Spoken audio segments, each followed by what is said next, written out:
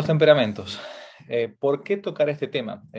Yo he dado ya hace un tiempo, el año pasado, un curso entero acerca de los temperamentos y acá lo que vamos a intentar hacer simplemente es resumirlo, es una especie de condensar lo que ya se ha dicho en otros lugares. Y no voy a decir ninguna cosa nueva, pero sí creo quizás alguno va a escuchar algo nuevo en cuanto a un tema que se habla poco y nada, ¿no? ¿Y por qué conocer de este tema de los temperamentos? No para decir yo soy así y punto, ya está, ya me conformo cada uno como es, me tienen que aceptar como soy, no, no, no. Los temperamentos nos sirven porque es un modo de conocernos mejor y un modo también de buscar el fin, que nuestro fin es siempre el mismo, que es la santidad. O sea, yo estoy en el mundo para ser santo, todo bautizado está para eso. Y no importa qué temperamento uno tenga de fábrica, digamos, desde niño, por su constitutivo natural físico, como saben enseguida, sino que eso se puede perfectamente modificar. Lo voy a decir una y mil veces acá, no existe el temperamento puro y nadie tiene un temperamento puro, sino ya tiene un carácter que significa haber trabajado para bien o para mal ese temperamento o esos temperamentos base que uno tiene desde el inicio. Bueno, pero uno dice, ¿de dónde viene todo esto? Ya Aristóteles, el gran filósofo griego del siglo IV antes de Cristo, nos planteaba que nosotros tenemos pasiones, ¿no? Padecemos. Y sobre las pasiones no tenemos un dominio despótico, que yo le digo a mis pasiones, haz esto y lo hace, o haz esto otro y lo hace, ¿no? Sino que tengo, dice Aristóteles, un dominio más bien político, ¿no? Así como una mamá tiene un dominio político en el sentido de la polis, la pequeña familia de sus hijos, y a uno le dice, hace esto, y otro le dice, hace esto con más fuerza, y otro le dice, si no haces esto, te pasa tal cosa, o otro le dice, te doy un dulce si haces tal cosa. Bueno, un dominio político, ¿no? Va tomando, va sacando. Bueno, así pasa con nuestras pasiones, dice Aristóteles. Bien. Los temperamentos, según como se conoce, que es esto es psicología práctica pura, digamos, que uno lo usa para la dirección espiritual, para la confesión, hiper útil para un papá o una mamá cuando tiene que educar a sus hijos, para un profesor, ¿no? Para alguien que trabaja con gente y tiene que saber cómo tratar al prójimo, el que tiene novio, novia, esposo, esposa, bueno, es importante conocer y conocer a los otros, ¿no? Al parecer vienen de la medicina griega, previa a nuestro Señor Jesucristo, con Hipócrates allá por el año 460 antes de Cristo, que hablaba Hipócrates de un cierto equilibrio, dice él, en los humores. Los humores eran los líquidos, ¿no? La palabra himos en griego significa eso, líquidos, por eso humores, ¿no? Y decía Hipócrates que en el cuerpo humano hay un cierto equilibrio, en esa constitución física que tenemos, con cuatro posibles humores o líquidos, o si queremos, fluidos predominantes, ¿no? Más o menos es el planteo de la medicina griega. O sea, en esencia, la teoría de los temperamentos mantiene que el cuerpo humano está compuesto de al menos cuatro sustancias básicas o humores, ¿no? Lo que decía Hipócrates.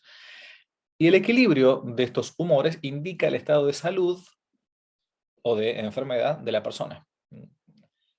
Bueno, esto es puramente de la fisis de la medicina griega, entonces, previa al cristianismo.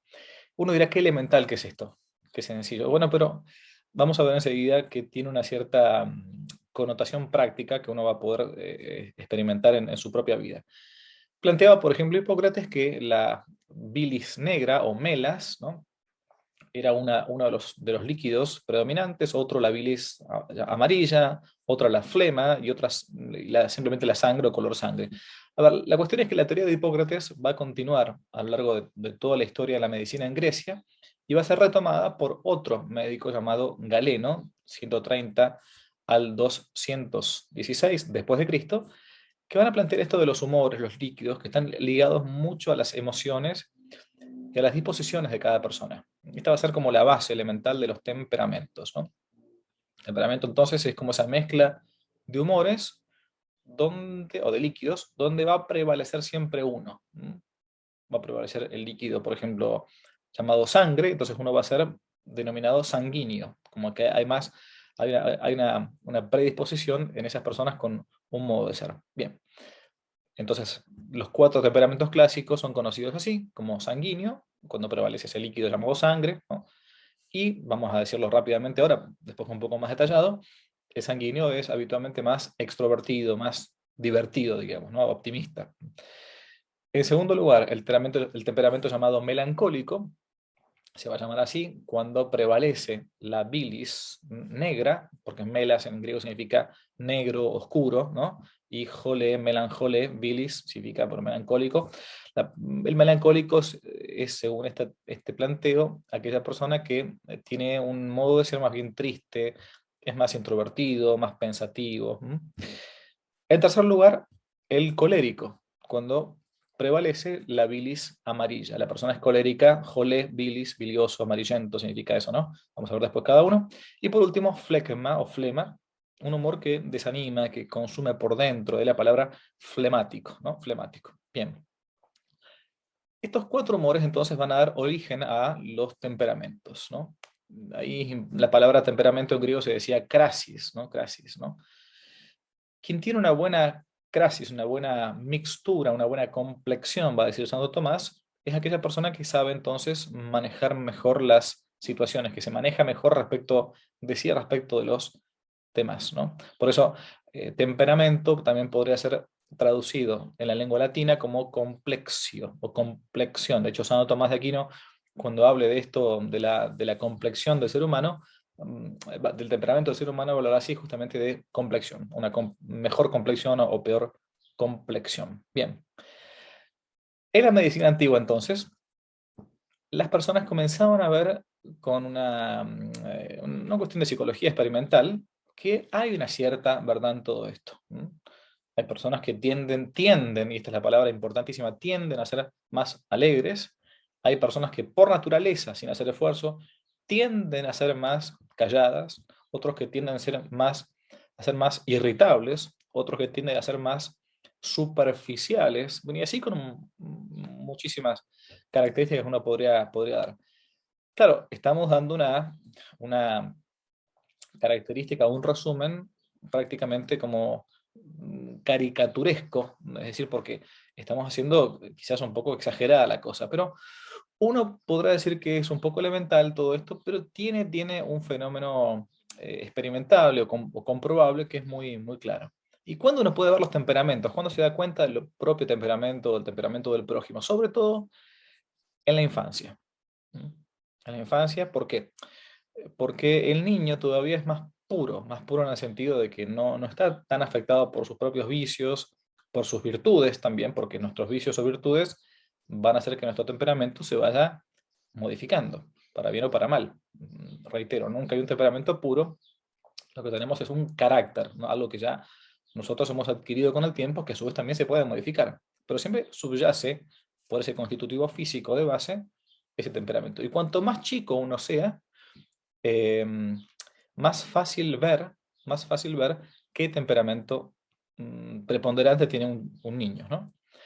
Uno que sea bien humorado, siempre un niño se levanta siempre bien, alegre, contento, otro más bien es tímido, otro es, como decimos a veces, enojón, se enoja por cualquier cosa, otro es más bien tendiente a la tristeza, a la soledad.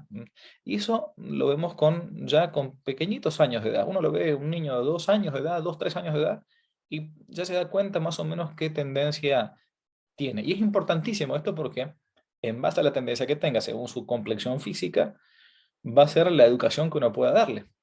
Porque es tan injusto tratar a los desiguales de modo igual como tratar a los iguales de modo desigual.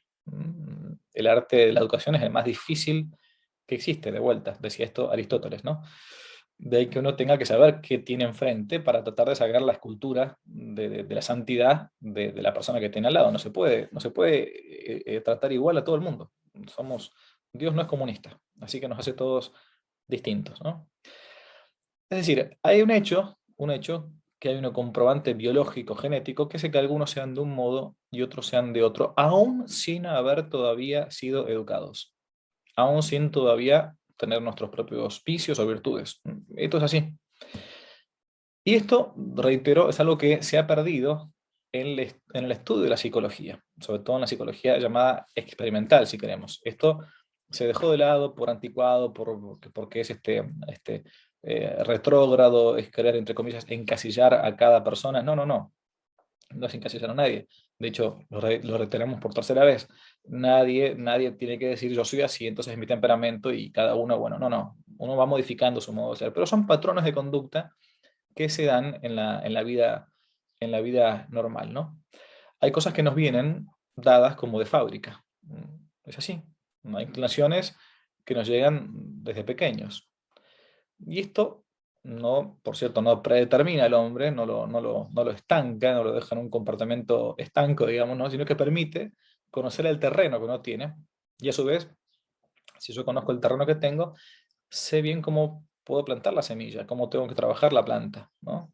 Es importantísimo esto, que por cierto, entonces decíamos antes, se ha perdido. O sea, nadie está exento de ser santo, ¿no? Porque yo tengo tal o cual temperamento. Bien, si uno tuviera que definir el temperamento, uno podría decir, acá tenemos un libro muy hermoso, acá en esto se pueden basar, es un hermoso libro, Teología de la Perfección Cristiana de Roger Marín. En este librito, Roger Marín trae una definición interesante que dice así, que el temperamento es como el conjunto de inclinaciones íntimas que brotan de la constitución física de un hombre. O sea, conjunto entonces de inclinaciones íntimas que brotan de la constitución física del hombre, porque el hombre es cuerpo y alma, ¿no? Cuerpo y alma. Sustancia del ser humano tiene dos coprincipios, la materia y la forma, decimos en filosofía. Tenemos inclinaciones íntimas, es decir, de nuestro mundo interior, no del mundo exterior. No, no es que el mundo exterior me hace ser así, no, no, no. Me puede predisponer a que yo, digamos, haga surgir de mi interioridad ciertas actitudes, pero es algo propio de mi interioridad y de, sobre todo, mi modo de ser físico, porque el temperamento es algo propio que uno trae de fábrica en el sentido físico del término, corporal del término, ¿no? Y hablamos acá de inclinaciones, de las pasiones, ¿no? Que como sabemos son neutras, las pasiones no son ni buenas ni malas, son buenas o malas conforme yo las utilice, ¿no? Eh, la ira es un pecado en cuanto a pecado per se, pero no es ni buena ni mala en cuanto a pasión. Por ejemplo, si un soldado, entonces, o un hombre, un padre de familia, cuando viene un ladrón, un hombre malvado a la casa y quiere propasarse con su esposa, con sus hijos, etcétera, y no le pega un palazo en la cabeza, sino que le dice, mire, señor violador, por favor, retírese, sea un poco más cariñoso con mis hijos. No, no, no. Ahí uno tiene que usar la pasión de la ira para repeler al agresor, ¿no? La pasión entonces puede ser ordenada racionalmente, con el apetito racional, que es nuestra voluntad, a su vez, para que se convierta en un acto virtuoso, ¿no? Un acto virtuoso. Por ejemplo, la ira, o encausada, por cierto, de nuestro Señor Jesucristo, cuando expulsa a los mercaderes del templo. El celo de tu casa me devora, decía Jesús, ¿no? Bien, ¿de dónde surgen entonces? ¿De la educación? No, no, para nada. ¿Por qué? Y porque si no, si yo a todos los hijos los educo igual, deberían ser todos igualmente al momento de reaccionar. Y por cierto que, aunque me haya esmerado por dar la mejor educación a mis hijos son totalmente distintos uno de otro. Podrán tener cosas similares, análogas, pero habitualmente son diferentes, ¿no?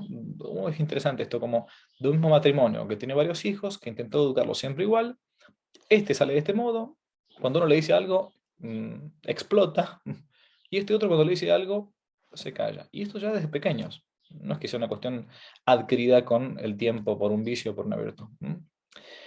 Es decir, la pregunta es que si hay o no inclinaciones típicas, características de nuestra propia sensibilidad, de nuestra propia complexión física, diría Santo Tomás, que nos permite a nosotros buscar un patrón de conducta para poder trabajar en nuestra vida de santidad, especialmente es eso, ¿no? La pregunta, por ejemplo, uno puede hacerse, ¿cómo es que hay algunos que tienen problemas con la mansedumbre, otros tienen problemas con la pureza, otros tienen problemas con la gula, con la paciencia, y habitualmente son distintos. El que tiene problemas con, por ejemplo, por ejemplo, el que tiene problemas de pereza, normalmente no tiene problema de orgullo, al menos no exterior, ¿no? Eh, ¿Cómo darse cuenta de todo esto? ¿Cómo hacerse santo conociendo las características físicas, ¿no? O cómo es que hay niños que nacen de padres sanguíneos, pero a su vez son flemáticos. Bien, y esto voy a citar acá un texto muy cortito de Santo Tomás comentando a Aristóteles para más o menos explicar. Dice así Santo Tomás cuando comenta el libro La Ética Nicómaco de Aristóteles. Dice Santo Tomás, parece que en los hombres existen costumbres viciosas o virtuosas, pero es evidente que en algunas personas esto es algo natural. Y sigue diciendo, porque algunos hombres desde su nacimiento parecen justos, moderados, fuertes, por una disposición natural. Una disposición natural. Es como que ya, dice Santo Tomás, de entrada uno lo ve que este es más tranquilo, este aguanta más, tiene el cuero más duro, podemos decir, ¿no? Ante los sufrimientos. Este es muy sensible, decimos nosotros. Este ante cualquier cosita eh, le puede hacer mal, una palabra lo puede herir profundamente, ¿no? ¿De dónde viene todo esto, no? Bien. Esto es entonces lo que veían los antiguos, los famosos temperamentos, ¿no? Y por cierto, con frecuencia, se confunde, como decíamos antes, el temperamento con el carácter, ¿no? Pero son cosas totalmente distintas, ¿no? Sí, están íntimamente relacionadas, ¿no? El temperamento, decimos, es el conjunto de inclinaciones íntimas que brotan de la constitución fisiológica del individuo. El conjunto de esas disposiciones íntimas, ¿no? O inclinaciones íntimas. El carácter, a su vez, es el conjunto de disposiciones que nacen del temperamento en cuanto que ha sido modificado por mi educación, por el trabajo de la virtud, de la voluntad. A su vez lo consolidé con hábitos, ¿no? Con hábitos. Yo puedo ser, digamos, por disposición perezoso, pero hago el esfuerzo de levantarme cada vez que suena el despertador. Hago el esfuerzo, sí, sobrehumano, porque para el perezoso es tremendo levantarse a la mañana temprano, ¿no? Hasta que logra ese hábito. Yo puedo ser por disposición, por ejemplo, sanguíneo, temperamento sanguíneo, más inclinado, enseguida vamos a verlo, hacia lo externo, hacia lo visual y hacer el esfuerzo sobrehumano de que cada vez que pasa en el caso del varón, que el varón ha sido más dañado en la lujuria que la mujer más en la vanidad, ¿no? Por eso al varón le gusta ver y a la mujer ser vista. Entonces yo puedo ser sanguíneo y hacer un esfuerzo sobrehumano como varón, de cuando pasa una mujer muy pobre, porque es tan pobre que no tiene plata para comprarse ropa, entonces está casi desnuda por la calle. Entonces, bueno, hago el esfuerzo sobrehumano de no darme vuelta para mirarla, ¿no? Y bueno, y lo que a un melancólico o lo que a un colérico quizás le puede llegar a resultar bastante más sencillo eso, a un sanguíneo es prácticamente imposible. Es como para pedirle a una mujer que cuando pase frente a un espejo no se mire, ¿no? Es más o menos eso. Es muy difícil. Entonces tiene que ser un esfuerzo de la voluntad, un trabajo en sus hábitos, ¿no? En su virtud, ¿no? Bien, muy bien. Entonces, ¿cuáles son los temperamentos clásicos que se mencionan, ¿no? Los cuatro temperamentos clásicos son, decíamos, el sanguíneo, por un lado, el temperamento melancólico, algunos también le llaman nervioso, lo dijimos melancólico mejor por el color negro, ¿no? De la bilis, el colérico y por último el temperamento flemático. Vamos a ver muy cortito esto para quizás poner algún tipo de ejemplo, ¿no? Temperamento sanguíneo. ¿Cuáles son las características esenciales del temperamento sanguíneo? Reiteramos esta disposición física que uno trae de fábrica, que se puede ver sobre todo cuando uno es más pequeño. ¿Cuáles son las características propias? Sobre todo en relación a la excitabilidad, o sea, a lo que se ve hacia afuera, hacia el exterior, ¿no? Bien, el sanguíneo es un hombre o una mujer, hombre en modo genérico, por las dudas, que se excita fácil.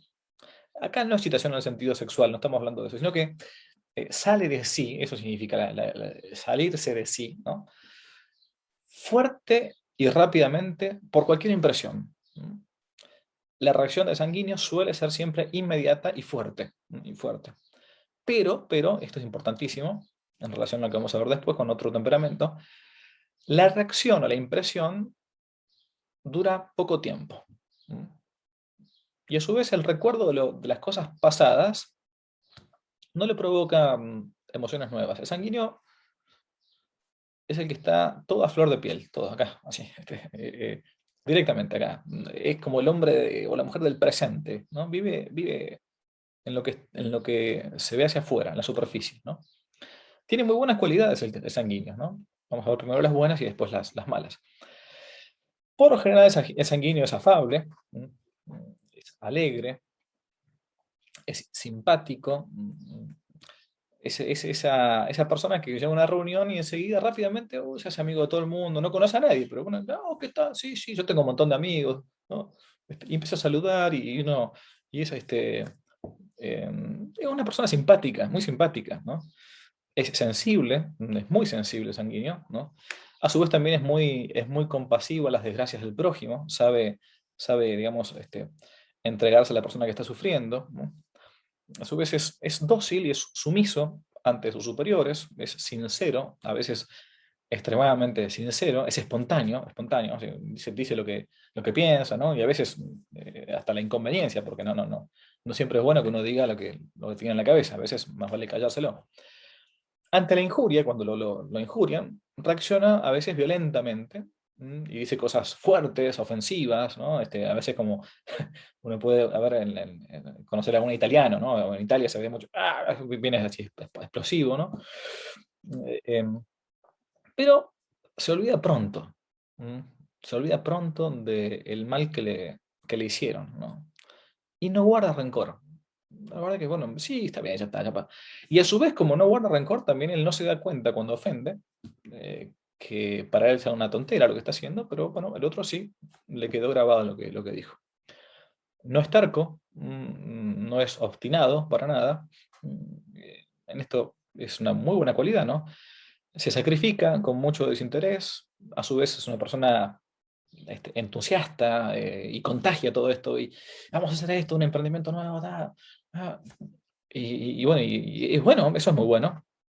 Es una persona que tiene un corazón cautivante, te enamora, ¿no? Tiene siempre esa pasión, ¿no? A veces uno confunde, está mal la palabra, pero dice, bueno, el sanguíneo es una persona pasional, ¿no? Bueno, pero pasa que somos, todos los seres humanos somos pasionales, porque tenemos pasiones, ¿no? Pero bueno, en el sentido de que a veces se explota así por las pasiones, que se quiere decir, ¿no? Es enamoradizo, se enamora muy fácil, muy fácil, muy fácil, ¿no? Y a su vez también ejerce una cierta seducción en torno suyo, ¿no? Porque bueno, es cautivante la personalidad de sanguíneo, la verdad que sí. Tiene una concepción muy serena de la vida, es fundamentalmente optimista. Sanguíneo, este, todo lo ve como bien, todo para arriba, ¿no? ¿Cómo te fue en el examen? Espectacular. ¿Cuánto sacaste? Bueno, había que aprobar con un 7, ¿no? Y casi apruebo, me saqué un 6, casi, estuve ahí cerca, pero no se lamenta por las dificultades, ¿no?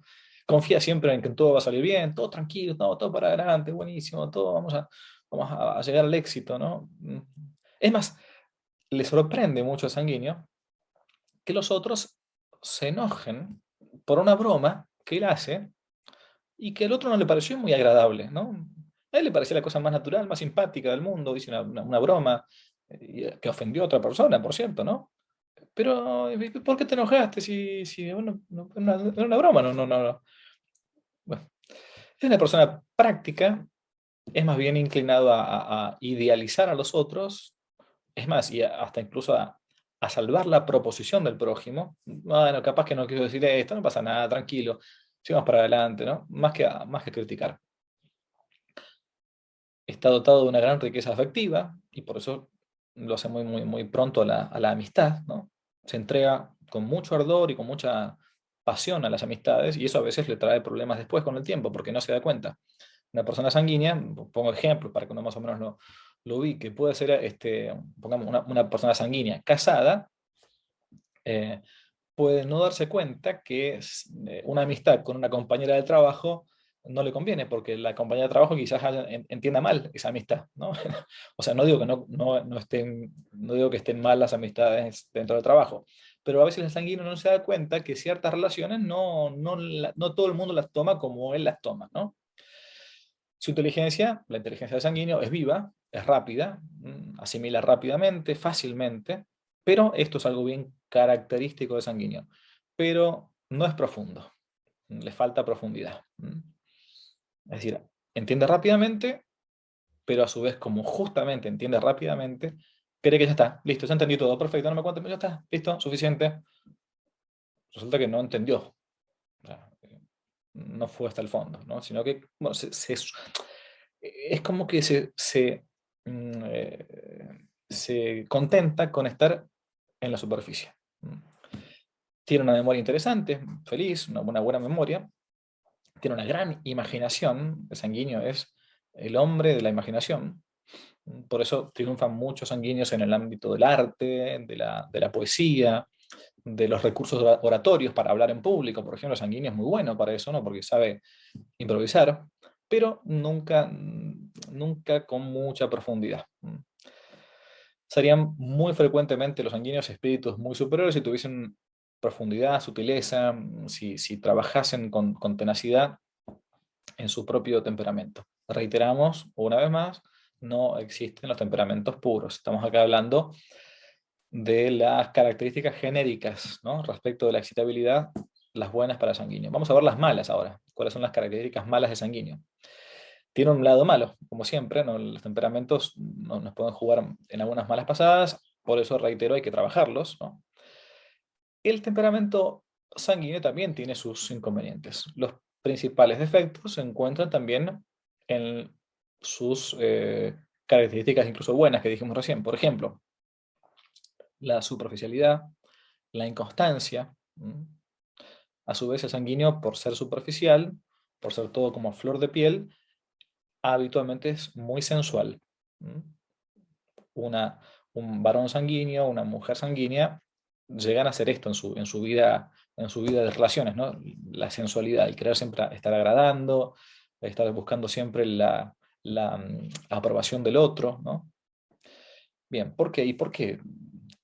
Al ser un tanto superficial, de modo de su constitutivo, intenta que no solamente ver la superficie, sino que vean su propia superficie, ¿no?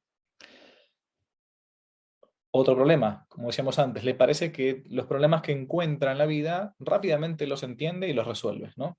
Cuando en realidad a veces solamente entendió una parte o de modo incompleto la realidad. Y es por eso que el sanguíneo tiene como consecuencia en estos temas una preponderancia, ser unos juicios apresurados, ¿no? Es decir, juicios inexactos o rápidos, ligeros, y muchas veces esto lo trae, o lo lleva, mejor dicho, a que cometa injusticias, porque cuando uno juzga rápidamente sobre las cosas, sobre las personas, no siempre juzga bien, es así. Bien, la inconstancia a su vez de sanguíneo es fruto de la poca duración de sus impresiones. El sanguíneo es entonces algo que lo impresiona, lo choca, tanto para bien como para mal, pero después no tiene constancia, no tiene, no entró como si fuese una gota que golpea en la tierra y va nutriéndolo, ¿no? Es un instante para todo. De un instante pasa de la risa al llanto, del gozo delirante a una negra tristeza. Se arrepiente pronto y de verdad de sus pecados, pero vuelve a los pecados en la primera ocasión que se le presenta. El sanguíneo es como una víctima de la impresión del momento. Y por eso el sanguíneo cae muy rápidamente y muy fácilmente ante las tentaciones, sobre todo las tentaciones de la carne. Por esto que decíamos antes de estar toda flor de piel. Es enemigo del sacrificio, de la abnegación, del esfuerzo duro y continuado, ¿no? Por lo general el sanguíneo es perezoso para el estudio, porque claro, entiende que rápidamente lo comprendió, ya está. Le resulta casi imposible, como decíamos antes, refrenar la vista, lo que se llama la guarda de la vista. Para una cosa sensual, para un precio, para una novedad, ¿no? Refrenar los oídos, todo quiere escucharlo, ¿no? La lengua, casi es muy difícil que un sanguíneo guarde silencio, es casi milagroso, ¿no? Se distraen rápidamente en la oración, y porque está, como tiene una imaginación tan pero tan viva, está todo el tiempo buscando otras cosas, otras cosas, otras cosas, ¿no? Bien. La sensualidad, en fin, encuentra un terreno muchas veces muy abonado en el modo de ser ardiente del sanguíneo. Por eso si se deja arrastrar el sanguíneo por los placeres sensuales, tanto de la lujuria como de la gula, bueno, difícilmente después pueda volver. Esta es una de las razones por las cuales estos dos pecados, la gula y la lujuria, son pecados capitales, ¿no? Porque a uno lo arrastran, lo terminan casi aprisionando, ¿no?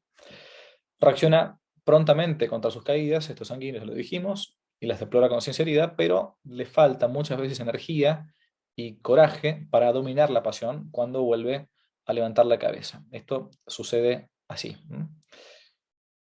Temperamento nervioso o melancólico, segundo temperamento que podemos ver a modo de característica, ¿no?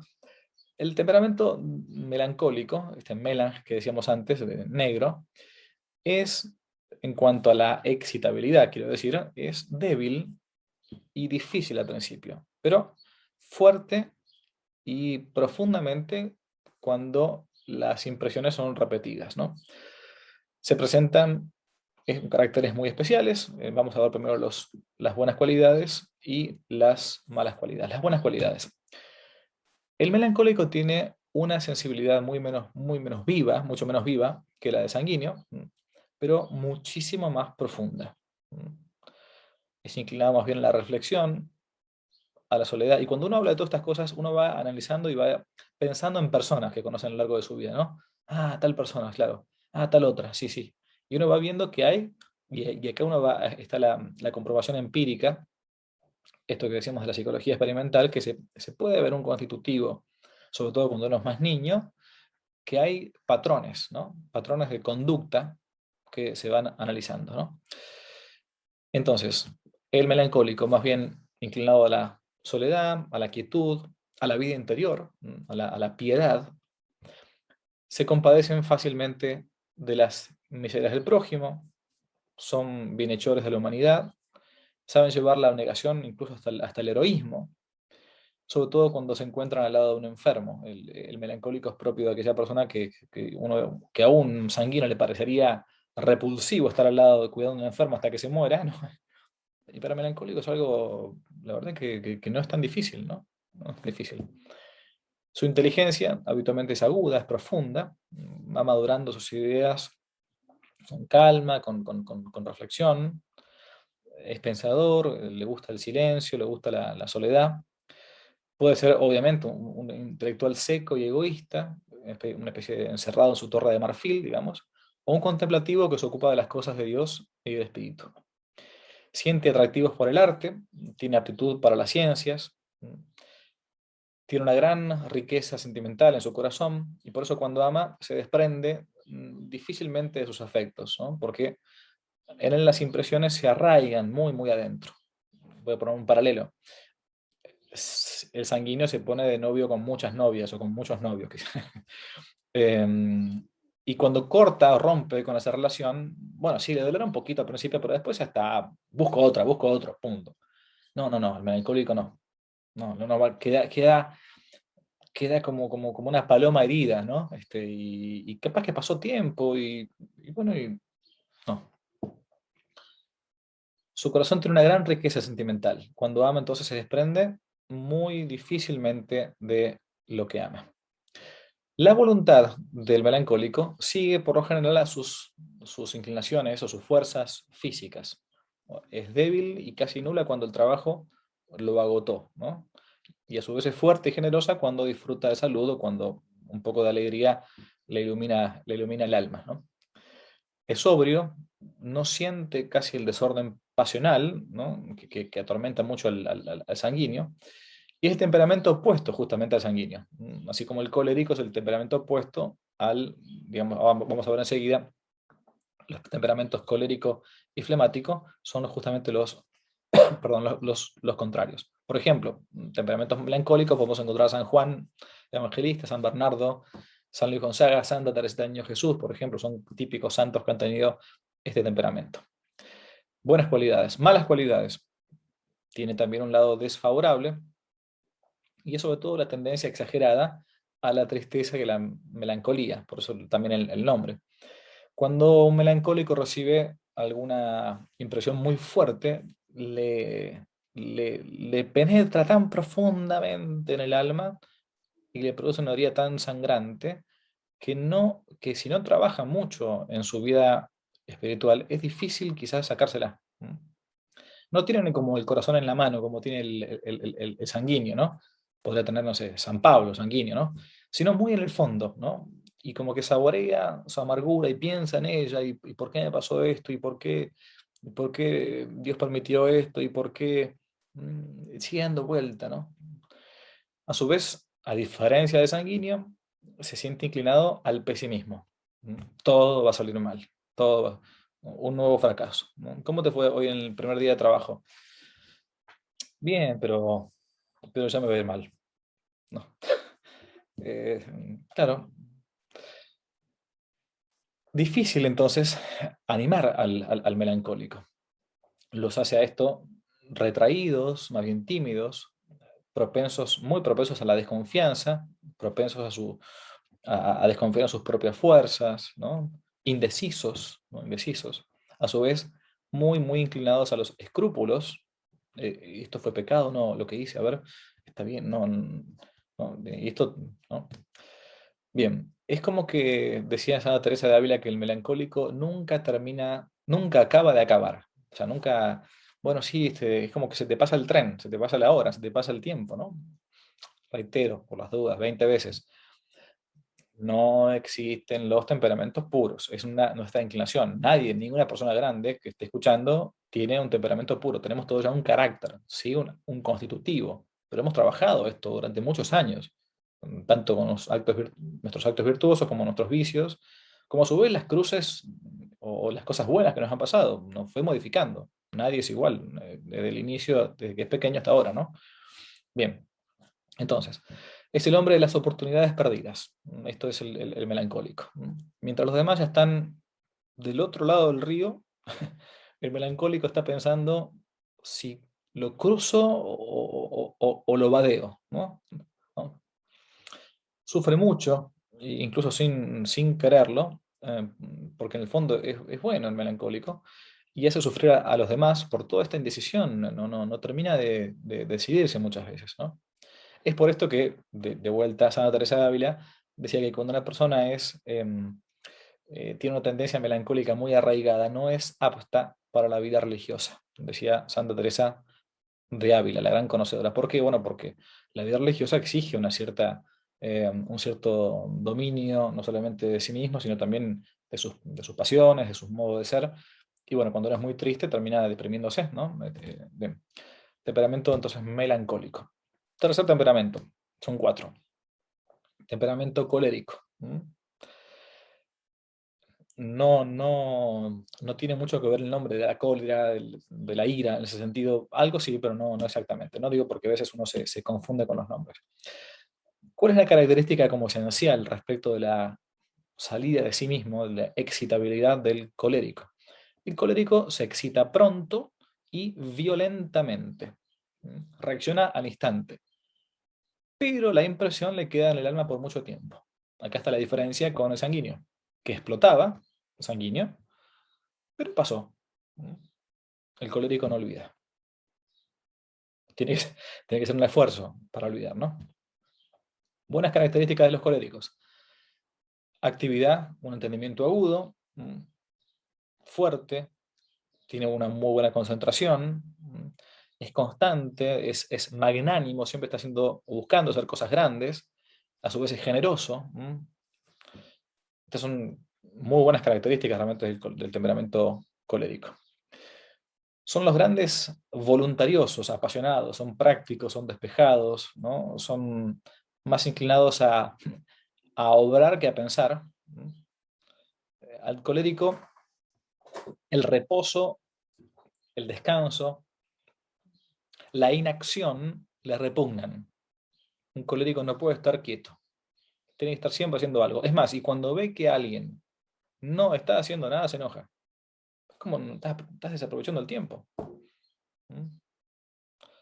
Siempre está acariciando su espíritu algún proyecto grande. Siempre tiene algo y toda su vida va a buscar bueno, alguna cosa grande para hacer, ¿no? No se contenta con lo pequeño y eso a veces hace que se distraiga de lo pequeño también. Apenas el colérico se pone un fin, se pone manos a la obra. No busca pensar en las dificultades, ¿no? Por eso que entre los coléricos abundan los jefes, los conquistadores, los grandes apóstoles, ¿no? Son hombres de gobierno, por lo general el colérico es el que es jefe, ¿no? Claro, porque tiene un cierto don de mando por naturaleza.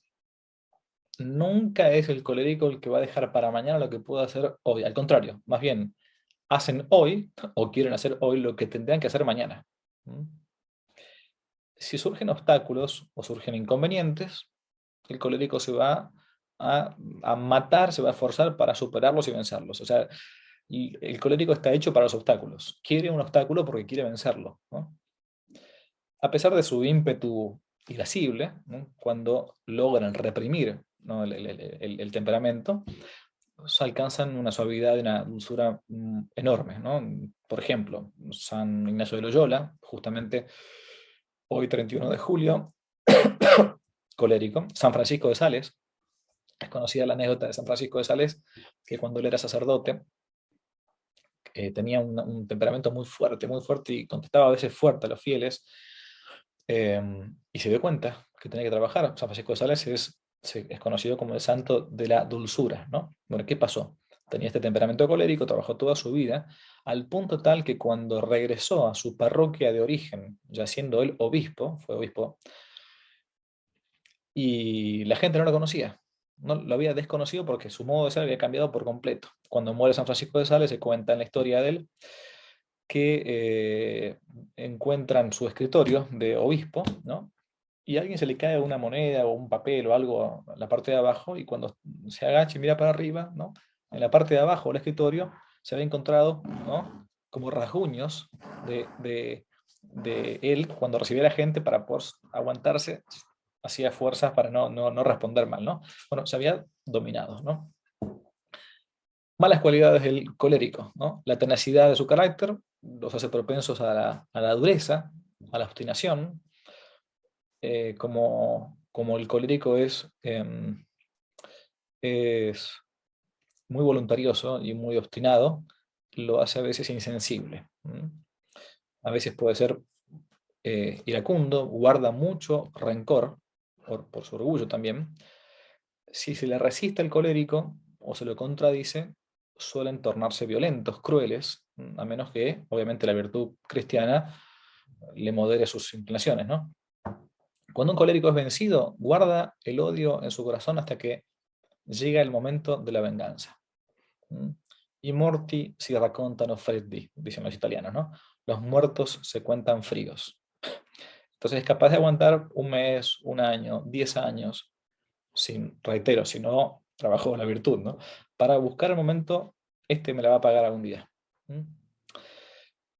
Por lo general son ambiciosos, tienden al mando y a la gloria, tienen más paciencia que el sanguíneo, pero no conoce tanto la delicadeza de los sentimientos de sanguíneo. Y por eso comprenden muy poco el dolor de los demás, ¿no? Por eso es más bruto, tiene menos tacto en su modo de tratar a las personas cuando las personas sufren, ¿no? ¿Por qué? Porque cada uno juzga habitualmente de las personas como uno es. Entonces uno dice, bueno, ¿por cómo se va a enojar si... Pero ¿por qué adelante, que se levante y ya está? No. Sus pasiones fuertes e impetuosas a veces ahogan esas afecciones dulces y esos sacrificios desinteresados que a él le brotan espontáneamente, porque realmente tiene un corazón hecho para todos. Su fiebre de actividad, su activismo, su deseo grande de conseguir lo que se le propone, quiero decir, a veces lo hace pisotear violentamente todo lo que retarda, todo lo que aparece como pequeño de parte de los otros, ¿no? En ese sentido, el colérico va para adelante bueno, y arrasa con todo, ¿no? El único derecho que reconocen es la satisfacción de sus propios apetitos o de su propia gloria. Quiere realizarse, quiere realizar las cosas como él se las planteó, punto. Y entonces, bueno, esto hace que sea a veces demasiado cruel con el prójimo. Por último, el temperamento flemático. Características esenciales respecto de la excitabilidad. El flemático o no se excita nunca, o lo hace muy, pero muy débilmente. Y cuando lo hace, su reacción es débil, muy débil, ¿no? Las impresiones recibidas desaparecen pronto y no dejan huella en el alma. El temperamento típicamente flemático se podría relacionar con una tortuga, ¿no? Te han dicho una barbaridad tremenda y el otro quedó,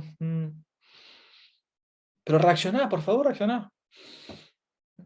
Puede ser em, como que nunca arranca. ¿Mm? Pero no porque sea virtuoso en el sentido de que se aguanta las ofensas, ¿no? O las cosas buenas, ¿no? Uy, qué bueno, te ganaste la lotería.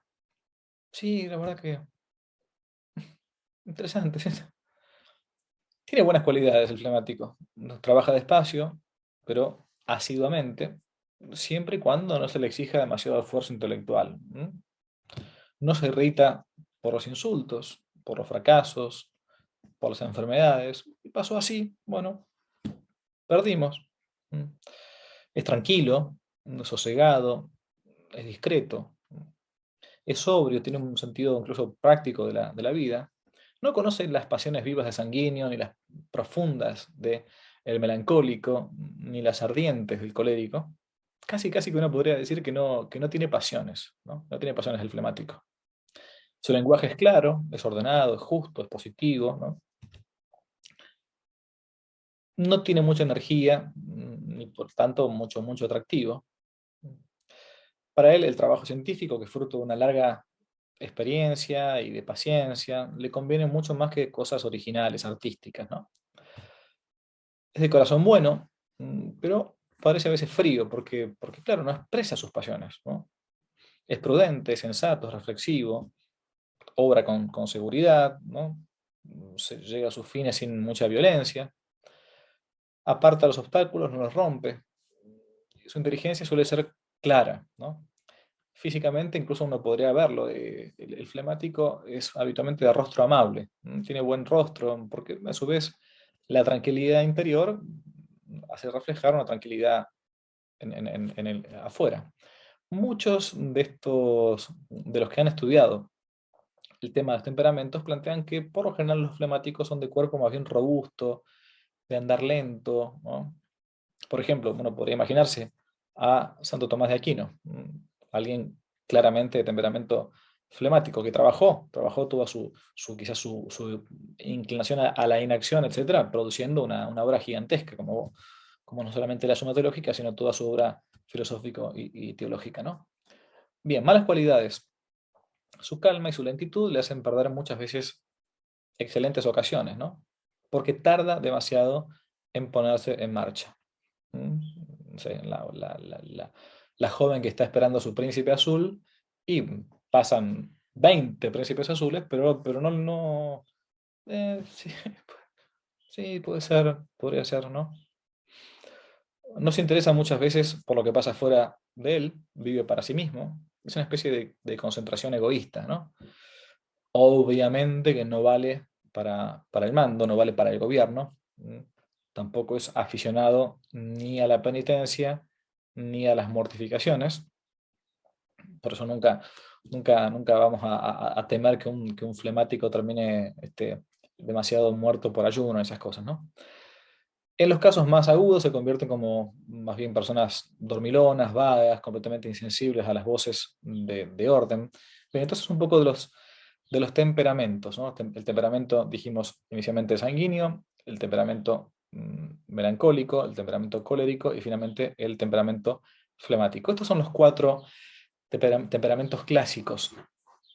¿Cómo trabajar los temperamentos? Los temperamentos, una vez que uno los ubica, tanto para sí como para el prójimo, estoy haciendo acá un resumen. Hemos hecho un curso entero sobre temperamentos que se encuentra en la página de cursos.quenotelacuenten.org, varias clases. Lo principal de los temperamentos es, en primer lugar, saber qué son, en segundo lugar, saber cuál uno tiene como preponderante de fábrica, y en tercer lugar, empezar a trabajar en su vida de virtud, fuera de la gracia sobrenatural, la confesión, la comunión, los sacramentos, en general, nuestra vida virtuosa, que se da por medio de los hábitos, ¿no? Hábitos, un acto, las virtudes son hábitos entitativos, buenos, ¿no? Es decir, que algo que uno tiene, hábito, de hábitos, ¿no?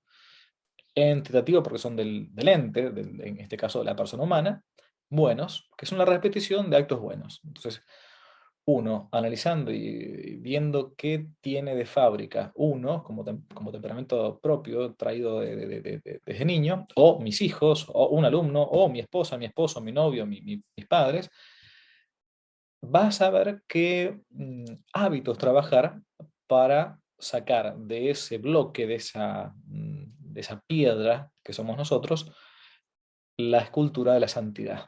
Porque no es que, como decía San Juan de la Cruz, no es que nos falten cosas para ser santos, sino que nos sobran cosas.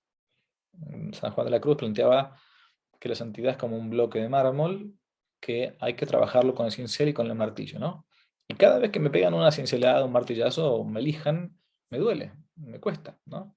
Y hace falta hacerlo muchas veces, ¿no? Y por eso el hábito, la repetición de actos buenos, hasta que uno finalmente encuentra la estatua hermosísima que es la santidad, que como dijimos al principio, es para lo cual estamos llamados. Bueno, espero que sirva un poco esto de los temperamentos para poder analizar a otros y lograr la santidad. Si les gustó el video, aparte de suscribirse, activar la campanita y comentar, en la descripción de este video se van a encontrar con el link de la plataforma Patreon, un modo concreto de apoyar este apostolado que intenta hacer una contrarrevolución cultural y espiritual.